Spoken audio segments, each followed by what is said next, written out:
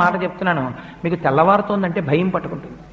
అమ్మ బాబోయ్ అంత పూజ చెయ్యాలి, టైం లేదు అని ఏదో ఒక పని ఉంటుంది. అలా కాకుండా మీరు స్వల్పమైన పూజ, వైదికంగా పరిపూర్ణత్వం ఉండే పూజ అలవాటు చేసుకున్నారనుకోండి, మీ పూజ మీకు బరువు అనిపించాలి. మీరు హాయిగా పూజ చేసుకుని వచ్చేస్తారు.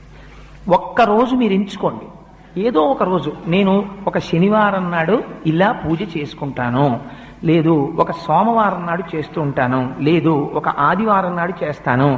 ఆ రోజు నియమం పెట్టేసుకోండి, నేను ఈ రోజు విశేషార్చన చేస్తాను అని నియమం పెట్టుకుంటే ఒకే ఒక్కరోజు, ఆ ఒక్కరోజు చేయడానికి మీ మనస్సు ఉరకలు వేస్తుంది. ఇవాళ నేను విశేషార్చన చేస్తాను అని అదే పూజ ఎక్స్పాండ్ అవుతుందంతే. అదే పూజా విధానం, కొత్తగా మీరేం చేయక్కర్లే. కానీ అలా ఎలా పెరుగుతుందో మీకు ఎక్కడికక్కడ చూపిస్తూ ఉపచారములు మనం చేస్తాం శాస్త్రంలో. అవి మీ మనస్సుని తీసుకెళ్లి భగవంతుడి దగ్గర నిలబెట్టడం కోసమని ఉపయోగించాలి. అంతేకాని వాటిని మీరు